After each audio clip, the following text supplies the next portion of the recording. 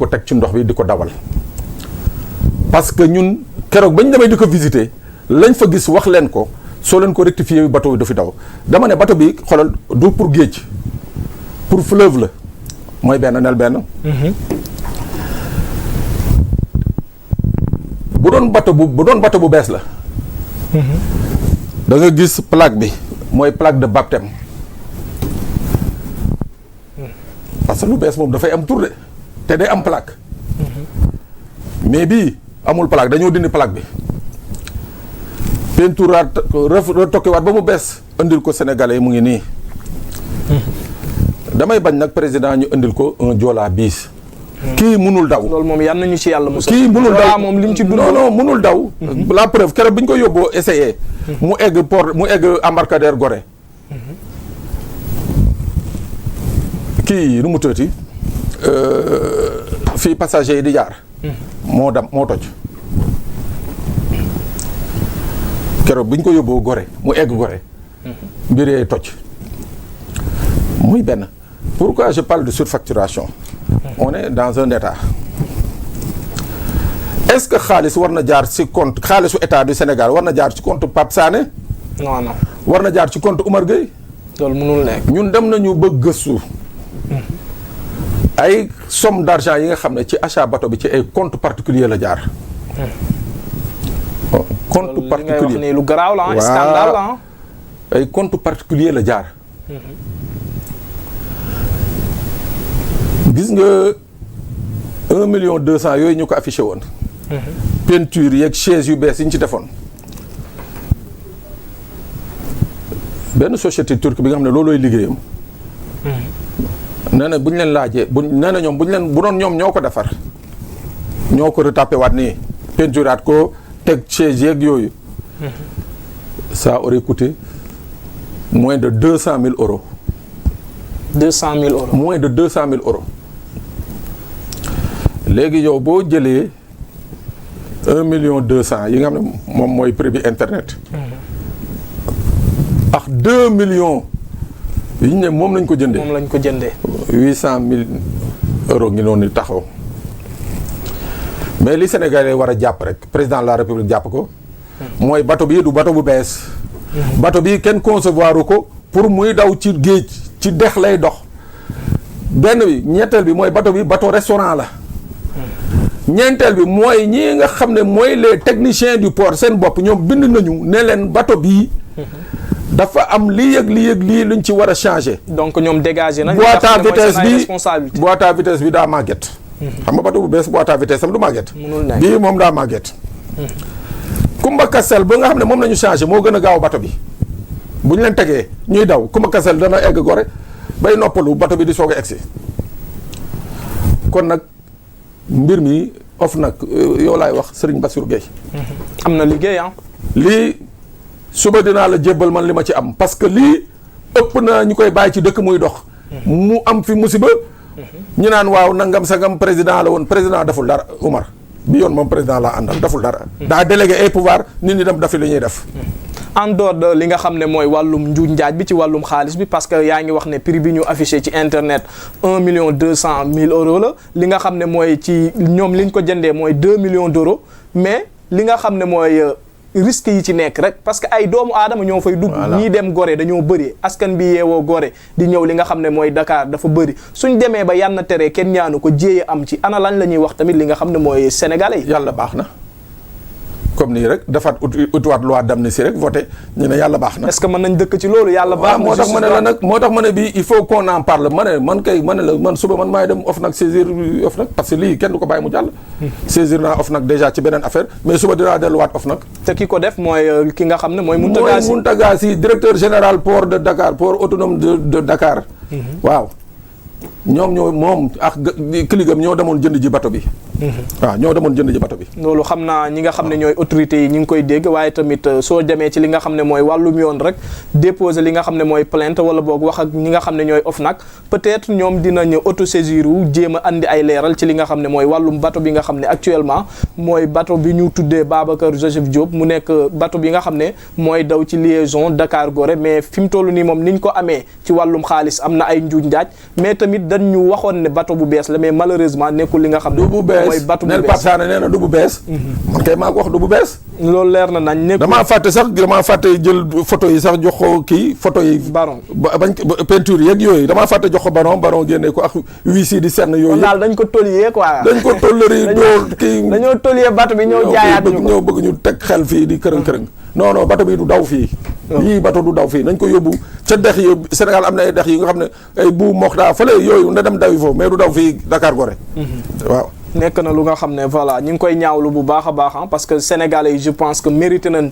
benn luxe wala boog ñu nekk benn bateau bu nga xam ne dina am confort naam waaye itam dina am ci li nga xam ne mooy sécurité bu baax a baax ñu dem fële ca sa dëkk rek Bignona waaye li nga xam ne mooy wàllum zircon dinañ ko waxtaanee mu nekk voilà benn encore xaw ma scandale lañ koy tuddee xaw ma lu muy doon parce que Sénégal moom fi mu toll nii coow li bëri na suñ jógee ci wàllum politique ñu ngi ci ay scandale wala boog ñu ngi ci ay njuuñ njaaj ci wàllum zircon boobu tamit est-ce que waruñ cee xaar li nga xam ne mooy OFNAC mu def ci liggéeyam. waaw foofu moom man saisir naa OFNAC ba pare. parce que ce qui se passe à Abéné. dans la commune de Kafountine. amul fenn fu ñuy exploiter minerai.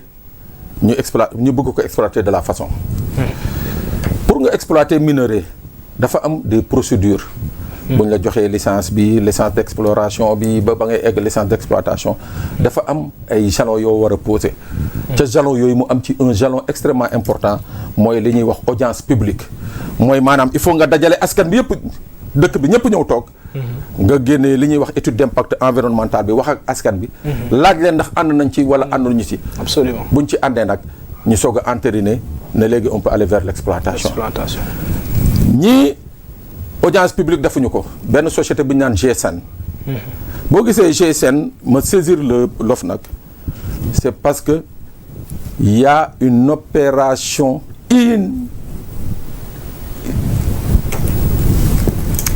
insoupçonnée de corruption depuis le départ mooy bi ñuy nekk di ut le permis Casamance parce que ci permis Casamance ñafran nañu commencé sottiwul ñu substituer le permis Casamance à un mini permis de Abéné ma ne la y a une vaste opération de corruption bi nga xam ne la société GSN dirigée par un Gambien et des Chinois yi nga xam ne opéré nañ ko on a la liste j'ai la liste de tous les bénéficiaires yi nga xam ne laal nañu xaalis mu ngi nii liste baa ngoog ñi nga xam ne laal nañu koppar donc ñoom dañoo laale ci li nga xam ne mooy wàllum corruption bi mooy benn amuñu audience publique parce que le ministre de l'intérieur de l'époque dañu xaar ba Sidiki Kaba génn ñu nommé ko premier ministre ñu bëgg a profito indi seen engin ne yeeyaay dañuy exploiter donc li ngay wax nii nekkul lu yàgg parce que Sidiki Kaba bi mu nekkee ministre yàggul waaw dañu xaar ba Sidiki Kaba parce que Sidiki Kaba dafa tere woon l'audience publique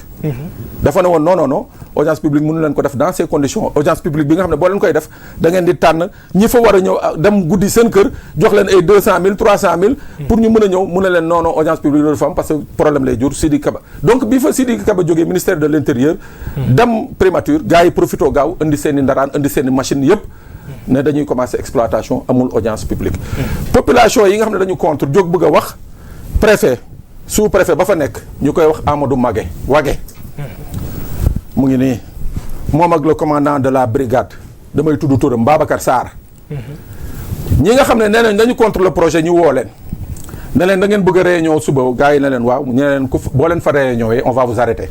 kon ñoom ay complices lañ ci mbir mi. li leer ba leer daal. mooy que ñii nga xam ne ñoom bëgg nañu exploitation du zircon bi daar par la force. ñoom bu ñu bëggee lu leen neex nañu def fu leen neex ñu taxaw conférence de presse meeting lu leen neex ñu def fan yii rek woote nañ fa rassemblement bu bëri préfet da cee ànd terew ko commandant da cee ànd terew ko donc nag mënuñu nekk ci Sénégal ba nga xam ne ces gens là qui sont des commis de l'administration bëgg fi créer ay inégalités duñ ko nangu sous-préfet bi mënul nangu ñii nga xam ne ils sont pour le projet un projet qui est dans l'illégalité je dis qui est dans l'illégalité qui est dans l'illégalité parce que mënuñoo exploiter un projet sans qu'il y ait une audience publique. Absolument. Le ministre de l'Intérieur, l'ancien ministre de l'Intérieur avait décidé que du audience boobu du am. Donc ñi xaar ba mu fay jógee su ma paree fii je vais saisir directement le ministre de l'Intérieur Mamadou Makhtar Cissé wax ko rappeler ko encore ce qui se passe dans cette zone là. C'est pas parce que am na ñaar ñetti nit juróomi nit. gis nga liste boobu c'est une liste de 30 personnes yi nga xam ne ñoom ñëpp à leur insu ils ont été enregistrés par le Gambien là mu ngi nii. comme ci jox bind na sa tur. donc ki leen jox xaalis bi moo doon bind seen tur. waaw liste baa ngoog nag ñun nag fexe nañu ba jot ci liste bi. j'ai déposé à l'OFNAC. j'ai pris mes responsabilités déposé à l'OFNAC. ma leen di wax nag kii du sous-préfet bi ak le commandant de la brigade.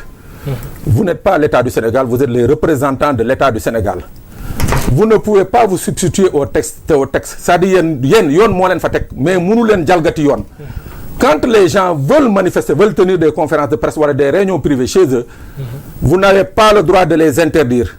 Parce que beneen camp bi bu ñu bëggee fan yële passé ay réunion ay jeunes yu doon réunion ñu fekk leen foofu ba seen biir kër duma leen fa duma yu metti plainte boobu ba tey ji mu ngi nelaw à la brigade de Diouloulou. ñoom li ñuy def noonu sax est-ce que mënul andi jaxasoo confrontation entre les populations. mais c'est ce qu'ils sont en train de faire depuis plus d'une dizaine d'années, c'est ce qu'ils sont en train de faire. moo tax je le cite nommément le sous-préfet là, il s'appelle Amadou Wagué. Le commandant de brigade, il s'appelle Babacar Sarr. Ce qu'ils sont en train de faire là-bas, si ce n'est pas de l'illégalité, ça frise l'illégalité. Waaw. Quand on est représentant de l'État, on représente l'État pour tout le monde. On est là pour tout le monde. Mais mënoo fi nekk pour Massamba, bañ fi nekk pour Mademba. Donc, comme j'ai dit, il faut que cette affaire-là, le ministre de l'Intérieur que je vais saisir au sortir de cette émission, rappelez encore ce qui s'est passé, ce qui se passe. Waaw. Société boobu, GSN boobu. Dégâts environnementaux yu ñu def Gambie. Oui, surtout loolu. ñëw ñu bëgg leen jox ñu exploiter une zone bi nga xam ne on l'a refusé à un Sénégalais. On l'a refusé à un Sénégalais. ba pare jël ko jox ko li nga xam ne mooy ay Chinois ay étrangers ay étrangers. waaw xoolal diggante bi ak foofu ça fait 200 mètres de la plage. géej gi y a une avancée de la mer bi nga xam ne kenn xamuloo kenn mënul wax avec quelle vitesse lay demee. Une avancée de la mer géej gi di yokk di avancer. C'est un village de pêcheurs, c'est un village touristique. C'est le deuxième site touristique de la région de Ziguinchor après le Cap Skirring. Activité yooyu yëpp ñu ne noonu dañ koy mettre en veilleuse. Les gens ne sont pas contre l'exploitation du zircon, mais booy exploiter xanaa da nga wax ak ñi nga xam ne ñoo fa dëkk. ñoo ci impliqué. xanaa da nga fexe ba ñi nga xam ne ñooy impacté au moins ñu gis seen bopp ci foofu. mais vous amenez une société bi nga xam ne 20 millions la fa neexale xam nga foofu moom boo leen ne c'est-à-dire dëkk yooyu nag suñu dëkk yooyu nag malheureusement mooy loolu. soo solee casquette u préfet wala sol casquette u commandant de brigade ñëw taxaw foofu. non yow yaay yàlla. soo ne lii président lii la bëgg rek gars yi ne gongo lii la. 20 millions la fa société bi joxe. ne leen mu ngi nii maa leen ko jàppale seen château d'eau maa leen ko jàppale après voilà exploitation c'est-à-dire il y a même pas une politique de RSE qui a été mise en place. Le maire de la localité moom dafa mel ni moom. waaw moom tamit am na ci li nga xam ne mooy part de responsable. parce que maire c'est le plus grand responsable. oui en dehors de préfet bi moom mi nga xam ne ci suufam lañ ñëw di fa exploiter li nga xam ne mooy zircon moom tamit dafa war a jege li nga xam ne mooy askanam et pas di liggéey pour li nga xam ne mooy intérêt tubaab yi. On a essayé d'avoir les délibérations yu wane ni que le maire a délibéré sur le périmètre. Délibération yooyu amuñu ko. On a essayé de voir s'il y a une délibération sur les politiques de RSE. Gisuñu délibération. C'est-à-dire on dirait que le maire là-bas c'est un fantôme. C'est le préfet, c'est le sous-préfet qui pilote. waaw moom mooy décider jaar fii jaar fële. kon nag je dis encore une fois. J'ai saisi l'OFNAC sur des cas avérés de corruption. yu leer nañ. Une liste de 30 personnes corrompues pour que ce projet-là puisse passer. Gouverneur Alioune Badara Tine yaa ngi soogee egg si Ziguinchor. bu la gaa yi dugal ci ay jiixi jaaxa bu la gaa yi dugal ci ay nangam sangam. Voilà. Rapprochez-vous de vos populations, vous aurez la bonne information. Et quand il faudra aller à l'exploitation, vous prendrez ce qui devra revenir aux populations. Chinois yi ak ce Gambien là ñoom ils ont décidé de s'acoquiner avec une bande de petits truands waaw pour quelques miettes au détriment des populations. Voici ce qui se passe, voici ce que je voulais dire sur ce zircon-là. Les populations ne se retrouvent pas dans ce projet parce que kenn boolewu leen ci. Absolument. ñaar ñetti juróomi nit nañu ñëw boole rek taxañ leen yóbbu leen fu nekk kërëng-kërëng. Ces gens ont engagé toute une communauté waaw. te communauté boobu sax ñooy dund li nga xam ne mooy wàllum impact yi te en général da ngay gis exploitation yi suy am dañoo war a jël ci li nga xam ne mooy population bi ñu fay liggéey mais malheureusement duñ jël ci li nga xam ne mooy population bi ñuy liggéey mais ñin ciy jël ak néew sax dañ leen di fay ay salaires yu nga xam ne voilà nekk na salaire yu nga xam ne mënul faj dara mais ñu nekk ci li nga xam ne mooy période campagne électorale lii dafa war a concerner tamit tous les candidats yi nga xam ne dañoo bëgg a jël li nga xam ne mooy réewu Sénégal suñu wàccee ci gox yooyu ñu wax ana lan rek ban programme wala boog ban solution la ñuy andi ci mbir yooyu. Mais tout à fait, Oumar. Le fait que ñu nekk ci campagne électorale sax moo tax cette société là veut profiter très rapidement commencer exploitation bi parce que foofu dafa àlle moo tax ñu bëgg a profiter indi seen daraan indi seen kër yëpp ñoo installé may fàttali encore c'est dans cette zone là où le ministre